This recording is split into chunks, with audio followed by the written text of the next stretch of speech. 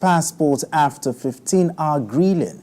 And later on the show, Abure-led Labour Party withdraws automatic ticket for Peter Obi, and Governor Oti vows to defend its mandate as Obianuti write INEC for validation of recent stakeholders meeting.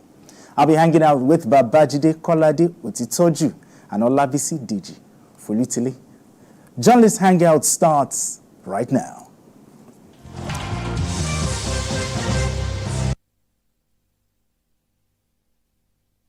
Now let's begin the conversation. Residents of Maiduguri, the Borno State capital, woke up to a disaster that has sacked many from their homes following the break and overflow of Alau Dam, which is about 10 kilometers away from the metropolis. The flood has so far submerged 40% of Maiduguri, including the palace of Shehu of Borno, the Monday Market, Post Office area, Gwangwe, Moromoro Customs Bridge, Zoo, among others. Now, in a statement, the State Commissioner for Information and Internal Security, Professor Usman Tar, confirmed the development and urged residents living along the riverbank to take immediate action to protect themselves and their property. Meanwhile, Vice President Kashim Shettima has expressed the sympathy of the federal government to victims of the flood disaster. Now let's share the story with you.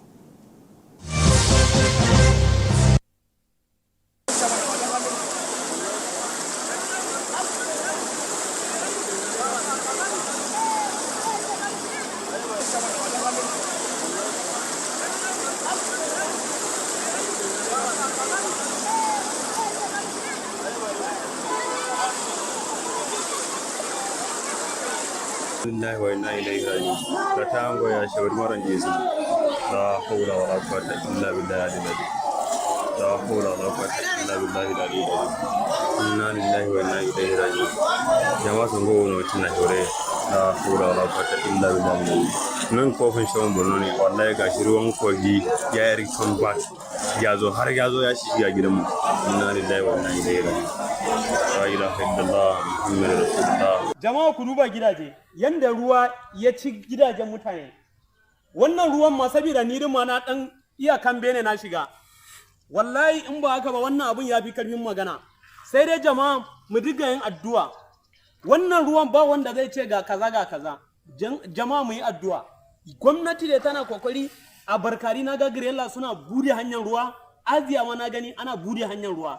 Nan bayan Kiriri bayan Chad Basin can kasa ma na ga Gireloli suna bude hanya. I want to use this forum to commiserate with the people of our great nation over the flood disasters we are reporting all across the length and breadth of this nation. After this meeting, with the consent of the President, I will rush to Maiduguri. The whole city has been overtaken by floods. It's not peculiar to one part of the country. We are facing these challenges right from Bayelsa to Sokoto. But rest assured that the President has the nation at heart and will do whatever it takes to salvage the state of affairs. A very sad one, very sad one. He was even in the water still talking about the situation. Exactly, but Bikil, the last time this dam broke out was in 1994 and submerging half of Maiduguri. Can we really prepare for an event like this? Is it possible? Yes, we can. We can? We can. Tell me. If the dam was bigger than that, okay, it will have killed so many, it will have killed people in the communities along its path. What is usually done is so that the dam does not break. They will be releasing water gradually. They'll be releasing the water gradually because if the dam breaks, it will destroy what's on its path. And we faced a few incidents like that in the past, leading to loss of lives on a big scale. The Bakulori Dam incident comes to mind, you know, when I was growing up. Killed so many people, destroyed farmland, destroyed economic trees. the fury of the water. You can see they showed us a bit of that. Yes. Yeah, the water was gorging out, you know, after the dam broke. Now, there is this fear that another channel of the dam has already broken, and the water is already moving towards some communities. So what we are seeing is a crisis that could be on a much bigger scale than we are talking about now. So we should always prepare for this kind of emergency situation. You have to release the water gradually. You must never allow the dam to break because it's extremely dangerous when the dam breaks. This is a small dam. It's a small dam. I've seen this dam before. It's a small dam. So bigger dams must not break. If we build another dam, will this mitigate this kind of scenario? To an extent, it's been suggested that, that we should build more dams along the part of the problematic ones, like the dam in Cameroon, that every year they release the water. Okay, the Lagdo dam. Yes, they release the water and it destroys farmlands and all that. This is what we've had to live with for some time. So people believe that if we build more dams along this corridor, it can take in some of the water. But Nigeria has more than 250 dams already, largely underutilized. We are not using them for irrigation. We are not generating electricity with them. So we need to just stop this unmitigated pain on our people. Already the flooding issue is there. People are dying. In many northern communities, look at Yobe, for example, 18,000 households affected, 49,000 people displaced, and only 5 local governments. You can only access Dama through the state capital, through 5 local governments. The other local governments are massively affected. I saw videos from Jakusko. That's the local government of my friend, the Commissioner for Information there. The place is completely flooded. The people's lives are being ruined because whatever they were expecting from their farmlands, exactly, just gone. Like so we are going to have issues next year in terms of food security.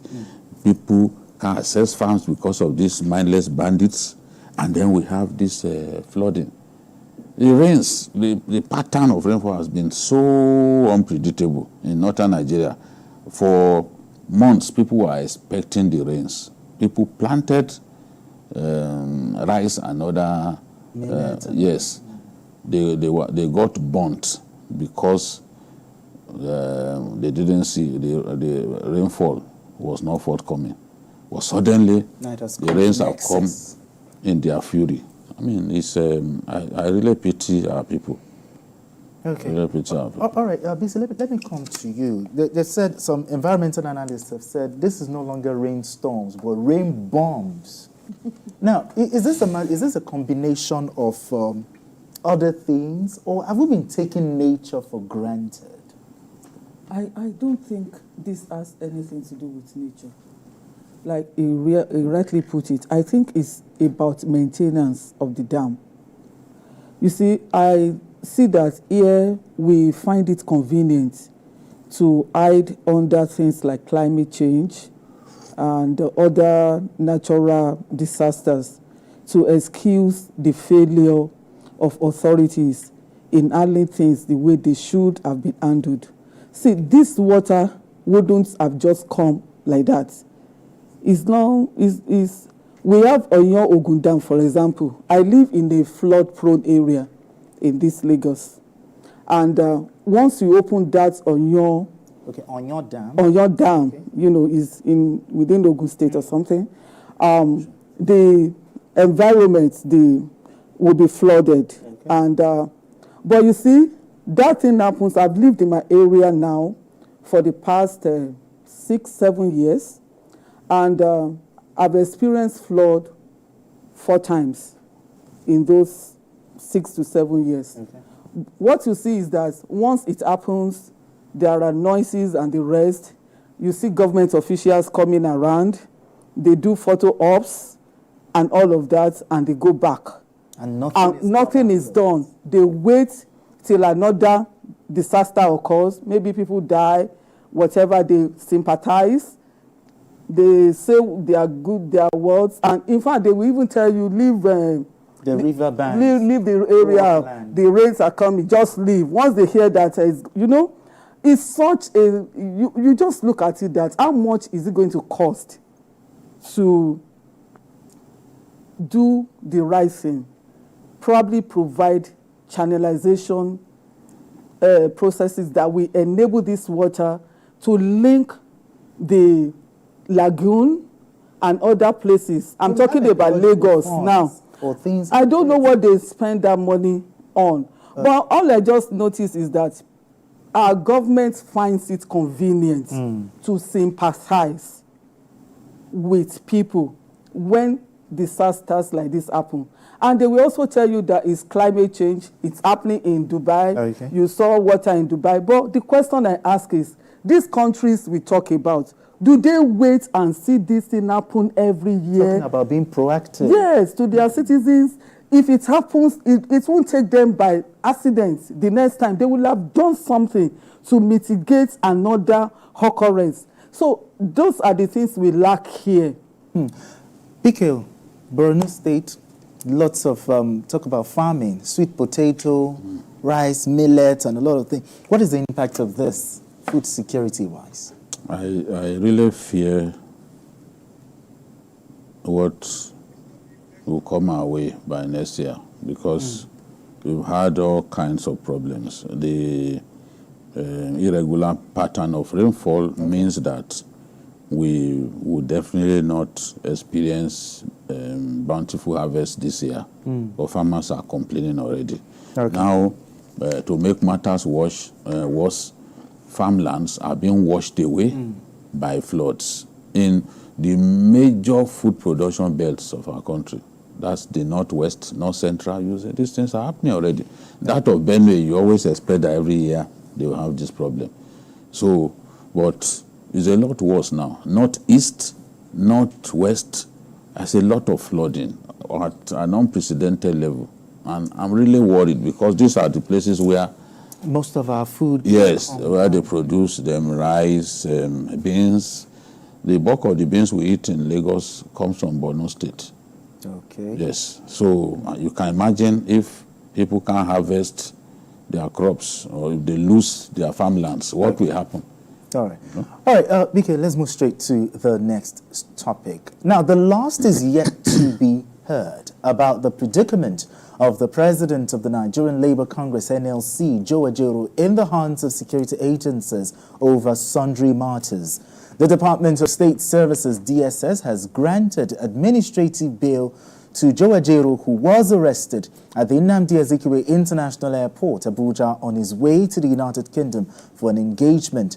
Now, Ajaero was released to his lawyer, Abubakar Marshall, from Falana Chambers after 15 hours of detention and grilling. His lawyer was asked to present him for further interrogation whenever the need arises, while his passport was seized pending further investigation. Now, BKO, let's talk legality now. Is the DSS obligated under law or to disclose the reason for the arrest? I think that morally, if you are arresting someone of the stature of the nation's #1 labor leader, the people deserve to know why you picked him up. Morally? Yes, I don't know. I'm not a lawyer. I don't know whether by law they are free to button up their mouths about what they have done. But I don't know where in the world you pick people up and you do not explain why you have done it. I don't know any such country except some banana republics or countries under military rule. Under military rule, the military brushes aside the constitution and they rule by decree. So they may think that, look, we are not responsible to you. Why do you want to get an explanation from us? But it makes sense in my view. And I believe that men will never be slaves to the law. True. So even if the law permits you to button up your mouth, it makes sense. People want to know why you did this, because at the end of the day, all kinds of meanings will be read to your action. There are those already condemning the government and calling it a farcical or a fascist government, because they can't explain. We said yesterday that no man is bigger than the laws of the country. They have the right to arrest the NLC president. They have the right to invite him. And the NLC president, when invited, must honor the invitation. It's not bigger than the law, you know, because I heard someone say, oh, he refused to honor an invitation extended to him. If he's invited by the security agencies, he has to honor their invitation. He has to. It's not, no matter, you don't have immunity, for example. You are not a governor. You are not a deputy governor. And you are neither the president or the vice president. So you don't have immunity against prosecution at this time. You don't have immunity against investigation. So if they invite you, you have to show up. But I also think that it makes sense, once you make this arrest, don't give room for people to be speculating about why you have done it. Oh, it's because it's disturbing the Tinubu administration. Oh, it's because he has chosen to fight for the people. That's why you've done it. I believe they have a public relations unit that should tell the public that, okay, this and this. Yes, that's they were doing that in the past. But we heard that under the new dispensation, they want to talk less and just do their work behind the scenes. Maybe that's why they didn't also do this. And then we heard later that, oh, the arrest was not even carried out by the DSS, where it was by the Office of the National Security Advisor. But the National Security Advisor does not have security operatives of his own. He uses the DSS, he uses the DIA, can use the armed forces generally. Okay. They are all subject to him. So he can use them. He has not had his own security team. No. He doesn't have all the operatives who work with him, they are from the different services. So even if you say the arrest was carried out by the Office of National Security Advisor, it has to be either by the DSS, by the DIA, or the armed forces, the other arms of the armed forces working with the NSA. So these stories, I don't like hearing these stories. Somebody arrested the man. It took the release of Ajaero just before the time ceiling that NLC came up with, before we knew what the questions they were asking him and all that. And they are saying, okay, there's a Briton accused of terrorism financing, and they believe that he's close to that Briton. Okay. That Briton is already on the wanted list. So, you know, the office of the NSA is concerned that so much money was pumped in during the protests. You can imagine using cryptocurrency and all that. More than 32 billion was found on one person. On one person. So some people, a lot of the accounts have been frozen. True. But the truth is, the protest was oiled by money from different parts of the world, coming in to Nigeria through some guys, and I think that they are desperate to lay their hands on some of the people behind this financing. But even at that, Okay. I don't think it's terrorism financing. Okay. People want to unseat a government through protests. They are not necessarily terrorists. It's regime change that they were looking for. I said back then that could be an opportunity for some people to achieve their goal of regime change. When we started hearing Russia this, Russia that, he pointed straight away that some people wanted to use the opportunity for regime change, and some of the people were actually bribed to stay on the streets. At least somebody told me that over 2 days, he collected 3,000 naira each. Just to... On the third day, he refused to... That was here in Lagos. On the third day, he refused to go out. So, but I don't know whether Ajaero is involved, but after grilling him for 15 hours, I believe that whatever they wanted from him, they should have gotten it. Okay. We don't want to be hearing today Ajaero arrested, tomorrow Ajaero arrested. It makes no sense. Solve the problem once and for all. If you found something incriminating on him, put him on trial. Let's just close the chapter. Okay. Instead of today we arrested him, then you tell him to come back on Thursday, then later on you pick him up again. You know, those things, I don't know how some people think, but they will end up demarketing the government by some of these actions without doing it. Okay, he said that they need to sort this matter out once and for all. But some persons have been saying that this whole DSS NLC drama, DSS Seraph drama, some say that is some sort of distraction away from the issue, the real issues. What are your thoughts on that? Exactly my thought. I think they are just distractions. From the real issue? From the real issues. I believe so, because number one, who is Ajaero? He's a Nigerian.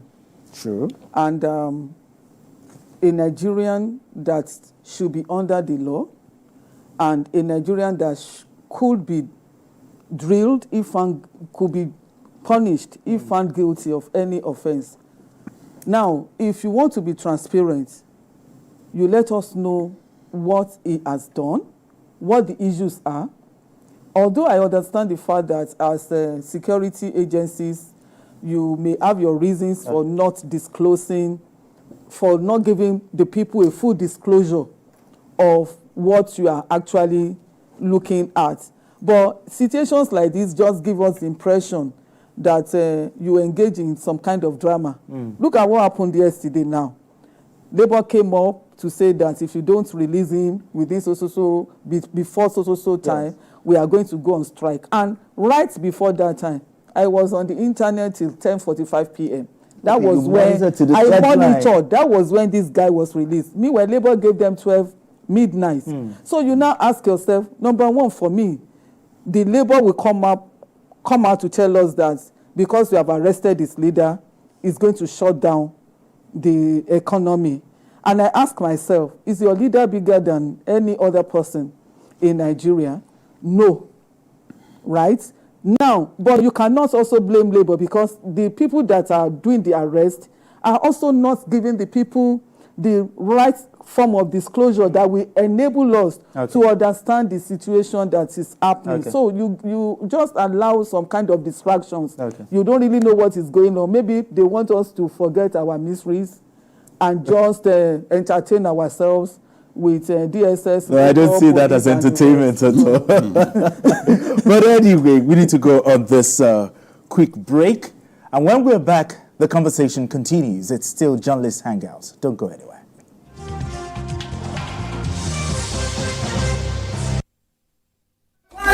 Wires and cables come and come back, light up your life. Come and want to light up your house. Come and want to give you better. Come and extraordinary wire. Come and cables, come and wires, come and quality, come and durable, come and capable. Come and cables, come and wires, come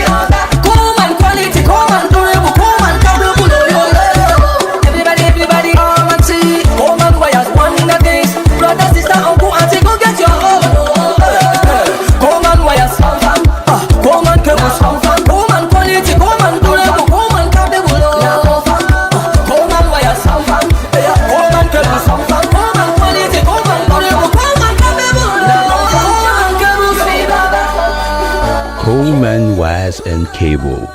Great quality. Now with the new look.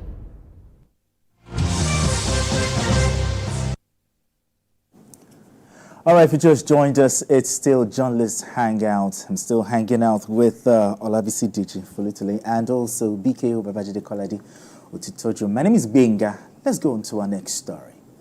The harsh reality of petrol scarcity is still biting hard across Nigeria as oil marketers are concerned about delay in announcing the price of the product produced by Dangote Petroleum Refinery.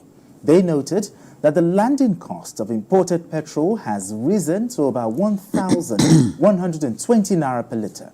Speculations are rife that a high petrol price from the Dangote refinery would lead to importation of the commodity by marketers. Since the government has opened up the markets for competition, they simply vowed to patronize the cheapest. Ikeo, Nigerians are high on expectations. I'm also high on expectations in this. But we're asking, what's the reason for this delay in the release for the price of Dangote petrol? Is it supposed to take this long? Well, our people can sometimes be indecently hasty about everything. The government agreed to sell crude oil to Dangote and other refineries in Naira. And we had at that time, that committee is led by the FRS chairman, Zach Adedeji.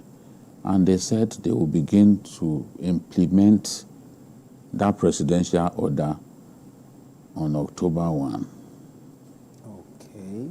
So if they said they will begin to implement on October 1, go back, read all those stories that came out at that time. They said on October 1, they'll begin to sell crude oil to him in Naira. We are not in October yet. Abi? True. So, you know, Dangote and the other people in the sector, they need to calm down. They are the ones stoking this whole tension unnecessarily because they are talking too much. Dangote comes out to say, oh, if our petrol can hit filling stations within 48 hours, you've achieved a milestone. Before now, it could only produce diesel and aviation kerosene. Because as I've said before, the construction of this refinery is in four phases. They completed the first 2 phases, and then it was given the permission to retail diesel And kerosene. and aviation kerosene. Okay, aviation kerosene. So that at least you can make money while they They're doing the... Yes, while they are continuing. That's why you saw that he never came out before September to say he could produce PMS. See, this is the truth. And I know that the regulator, the NMDPRA, they have staff inside Dangote refinery. As I've said earlier in the week, Yes. they used to have 10 staff working on shifts of 5 each. Right now they have about 18. So they are working. But back to your question. I do not see why Nigerians can't be patient. Because if we implement this and things go wrong, they are the same people who come and complain. And people have been told, Dangote producing PMS is not a guarantee for price crash. I think some people were imagining that price will crash. Maybe because some months back, Dangote also talked about it. But the whole equation has changed. The Naira has continued to slide. And the landing cost that continues to go up is a function of The naira. exchange rates, Exchange. volatility. We can't keep our naira at a consistent rate or consistent level with the dollar as we have in other countries. Saudi Arabia, some of these countries, they don't suffer this volatility as we have. If we had kept the naira, for example, on 900 naira per liter, or 900 naira to the dollar, as it was some months back,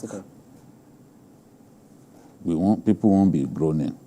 There was a time when Dangote sold diesel at about 1,000, or 950 to 1,000 naira per liter.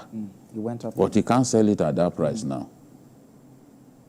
Because the medium of exchange in the oil sector is the dollar. If your currency is weak, it will affect even the cost of refining and all that. People are pushing that Dangote, and look at what I heard again in that story, is that if Dangote refinery, if the price is too high, they will resort to importing. It's a very funny thing to hear. Were they importing before now? Independent marketers were not importing before now. It's the major marketers that were doing some importation.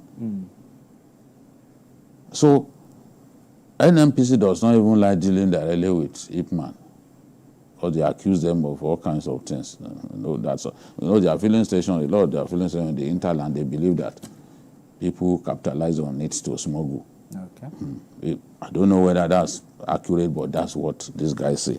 So, for me, if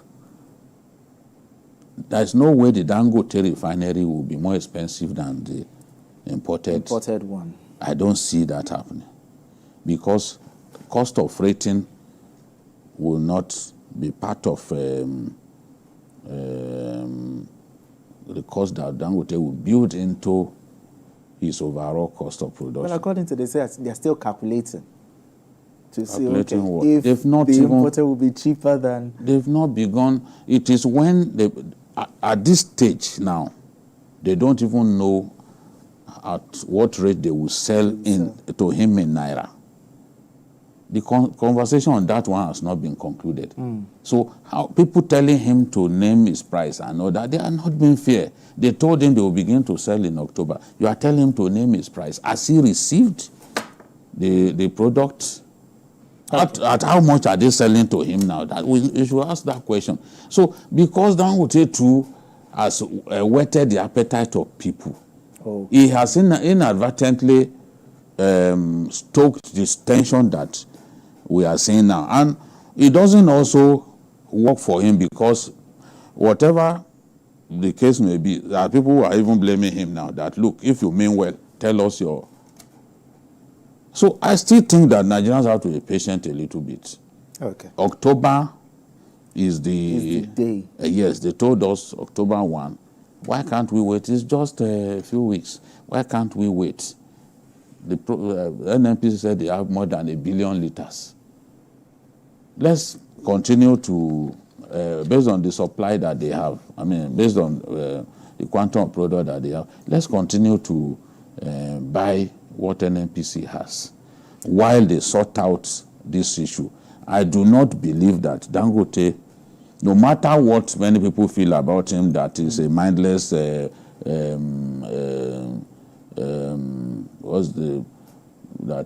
believes in monopoly and all that. There's no way that he will sell product higher than the imported version, because cost of freighting, cost of insurance, and taxes will have been removed. So if he gets up to sell above the...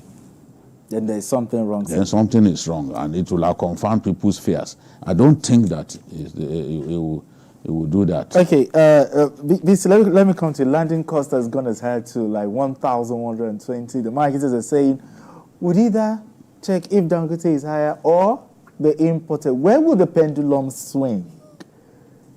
Are we going back to importation or we stay with Dangote? What are your thoughts on that one? I think Dangote has capacity for 650. Is it 650,000 barrels? Barrels. Okay, per day. So which is huge. I don't think Dangote will produce that and drink it. Of course, he has a right to also export it and make his money in dollars. Okay. Yeah, but I think that if what we hear from sources from his side are also saying, they are saying that there is no way his own cost will be higher than what we have now. And if we also look at what happened when he started selling his diesel, at that time, diesel was going for 1,700 naira. And when he came on board, the thing crashed. And at a point, like he said, it was 950, but now it hovers around 1,001 and 1,002. So at least we can say that his presence has brought down the cost of diesel, even if it is not in a way that we would have expected, but I think it's crashed it. So I'm looking at the petrol situation that is not likely to be different. The worst we can have is for us to buy it at the present rate of between 855 and probably 1,000. The present rate is subsidized still. It's subsidized, okay. Yes. Well, like you said, he won't be paying for all this other stuff. So because of that, it's not likely also, he will have to remove all those costs. And I don't think by the time he removed that cost, I think it will have taken care of the subsidy that is being done for this. Dangote is a Nigerian and he's also a businessman. Yes, he's a businessman. Is he going to sell to us as a Nigerian or as a businessman? No, the point is this. The point is this. If NNPC... Just in 20 seconds. Yeah, if NNPC this, petrol comes to us cheaper, we go for it. He's a businessman. Like I said, is he going to produce to drink? So you have to be competitive. That's the point I'm making. There's a market out there. So you can take it out. Definitely, we won't buy his own at an expensive rate more than NNPC. If NNPC were to keep their refineries working, it's the sort of competition that I want to see. Which would they drive have four. They have 4 refineries. Why can't you get one of those refineries working? If you know what you are doing, just 1 out of 4, get it working to at least rival Dangote. So we refining locally will guarantee not just product availability, but even lower prices than the imported version. Okay, PK, let's move straight to our final story. Now, the trouble rocking the Labour Party may be far from going away after the Julius Abure-led National Executive Committee, NEC, rejected the caretaker committee constituted to organize the party's Congress. The group has followed this up by withdrawing the 2027 automatic presidential ticket reserved for Peter Obi and the governorship ticket for Abia State Governor Alex Otti. Now, Abure declared that the ticket will now be opened to other aspirants. He vowed to continue to function as the party's national chairman, stressing that the setting up of a national caretaker committee headed by Nenadi Usman is a nullity. Now, meanwhile, Obi and Otti have written to the Independent National Electoral Commission, INEC, for validation of the resolution reached at the recent stakeholders meeting. So, who blinks first in this saga? BK. I and the party have been accused of being responsible for Peter Obi's failure in the 2023 general election. They have stated that the campaign, election donations, and funds for the payment of agents were mismanaged by the party. Hence, Peter Obi failed in the 2023 general election. Let me make it categorically clear that campaign funds were disbursed, administered in the southern states by the leadership of the campaign council, first led by Doyi Okupe, and secondly, under the control of Akin Oshutokun. While the funding of the campaign for the 19 northern states were handled by the vice presidential candidate of the party, Dati Baba Ahmed. The funding of the election itself was done by Peter Obi himself. The party was never involved in the distribution of those resources. Our interest was to see how we can produce a president for the party. However it was done, we didn't bother ourselves about it. Hence, we gave them free hands. We followed them sheepishly. We followed them loyally and allowed them to administer the funds of the campaign for the election and so on and so forth. As per the donation, the party was not involved in the collection of any donation, campaign donations. Donations to the campaign were channeled to the following accounts: Obi Dati Ahmed campaign accounts. The signatories to these accounts were Aisha Yusuf and Pastor Itwa Iwodalu. They were equally responsible for the payment of polling unit agents. The party did not even bother to pay its agents. We handed over the list to the campaign council and to those who were administering these funds to pay polling unit agents that worked for the presidential election. Consequently, it is mischievous for any person to accuse me and the party for mismanaging of these funds. At no time did the party or its officials engage in any financial transaction as it relates to the presidential campaign.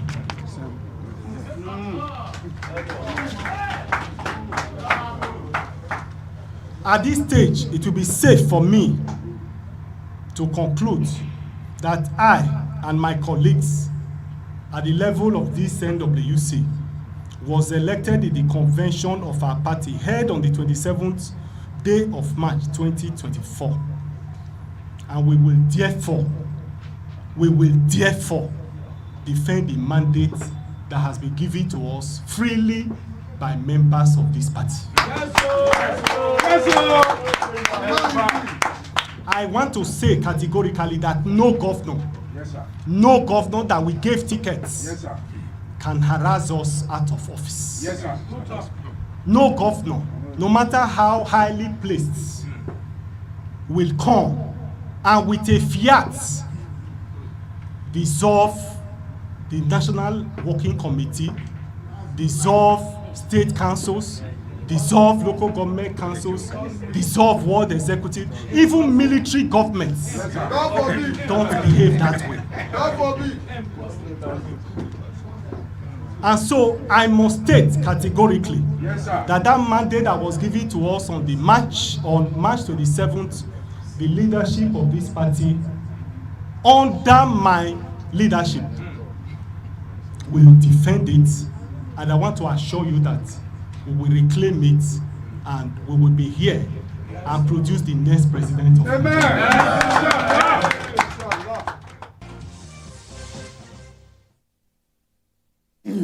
All right, BKO. Who blinks first? Abure led or the Nadi? You see, Abure is fighting for his political life. Once you take this off him, he was a legal the advisor of the party before now, so he understands the law. He knows that once they take this off him, he's gone politically. He loses relevance. Yes. Where is he going to find the relevance again? You know, so he's fighting tooth and nail to hold on to that position. And what I don't understand is why the INEC didn't attend the convention that they held on March 27, where Abure got a fresh term of office. Why did INEC not attend? INEC needs to answer that question. Okay. Because people are free to conclude that INEC clearly sided with anti-Abure elements. Okay, INEC is side one faction. INEC refused to attend. So, and by refusing to attend, it's like they refused to validate whatever happened at that convention. That is where things got worse for Abure, because Governor Oti and other people, they stayed away from that convention. The big people, federal lawmakers, big people in the party stayed away. As I talked in the past about a desire on the part of some people to take the party from him. And it's looking like they are working towards that, rapidly working towards that, because what they've done by setting up that caretaker committee is just similar to what the APC did, to kick Oshomole out of power. It's similar to what they are doing to Abure now, and with Obi not on his side, I don't think Abure will survive, because Obi sat on the fence. He sat on the fence. It's his nature anyway. He sat on the fence. He didn't really come out against Abure from the beginning. All he said was, I told him to organize an inclusive what's it called? Convention. And he spoke like somebody who may leave the party. But he later modified what he said. Because clearly maybe some of his supporters reacted. So Abure gave him the 2027 ticket. Clearly Peter Obi was happy with that. So he didn't go gung-ho against him. Now that he's gone to join Oti and others, I don't think Abure has anybody strong enough to keep him on that seat. This matter will eventually be resolved by the courts, but whatever happens, the Labour Party will certainly become weaker as a result of this, because there are those who have made up their minds to that these ones want to hijack the party. We are not going to make it easy for them. So this crisis will go on for some time, but I believe that the momentum is with Governor Oti and Peter Obi. Now, they've written to INEC. What do you think INEC will say? If INEC validates them, does INEC even have the power to validate them? Is the court that can actually say, look, this committee that you set up is right.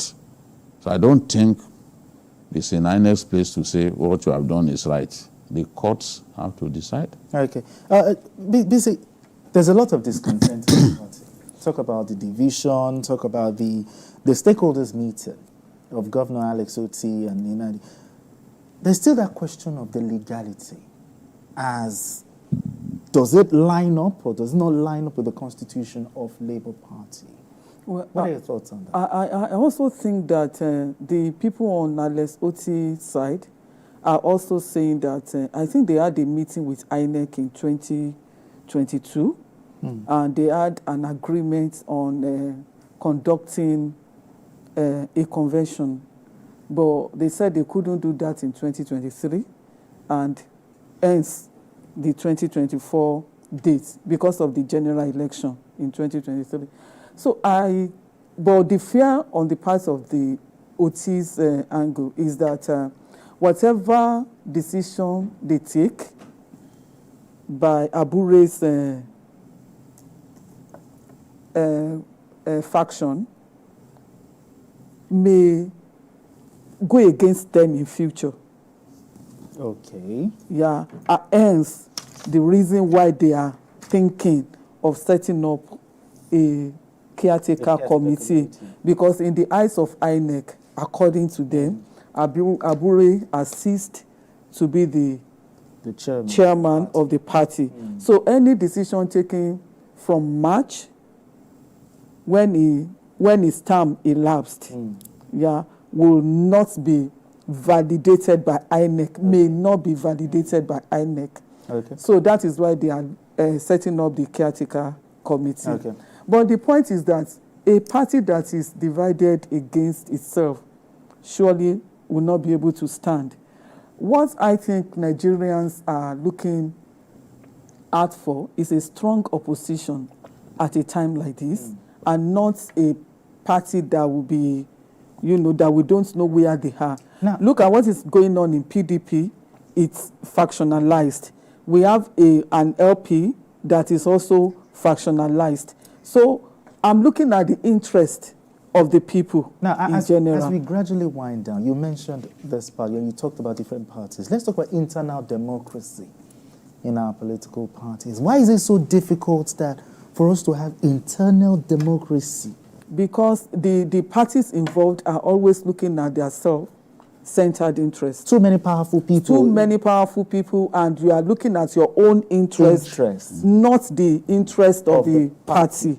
And that is why we have these things happening almost across parties. And until politicians decide to look at the interest of the party, and that is the reason why we don't also have, we cannot say that this is what a party stands for. The ideology in Nigeria, because everybody is just looking at what pays him at a point in time. And right, that doesn't all go. We are out of time, but yes, in 30 seconds, I agree. Internal democracy. I agree that intrinsic interest is the biggest obstacle to the achievement of true internal democracy in our parties.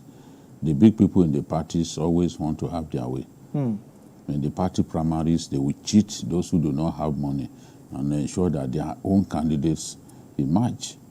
And parties go to elections divided because people feel cheated during those primaries. So we have a long way to go. There is no real internal democracy in our parties. What we see is Baba Sokwe, okay, this powerful person will just drop a list. Governors will determine those who go to Senate, those who go to House of Assembly. Governors even determine who becomes speaker. They are not supposed to get involved in who becomes speaker. The House of Assembly, if they are really worth their name, they should be able to choose their own leader. But governor, in fact, a governor went sat down and ensured that they chose a speaker before his eyes. Audit is happening in our country. Audit, I like that word. Anyway, but thank you very much. Thank you so much, Olavisi Teacher Politele. Thank you so much for having this conversation. Thank you for having Honestly, I want to thank the veteran. Thank you. BKO, thank you so much for having this conversation. Thanks. And that's it on Journalist Hangout today. Join us tomorrow for another episode of the program. You can watch the repeat broadcast of this episode tonight at 11. Join us on Sunday from 1:30 to 3:30 p.m. for Journalist Hangout on Sunday. We are on YouTube at youtube.com/TVC Nigeria. I am Benga Oreshegun. Bye for now, and God bless Nigeria.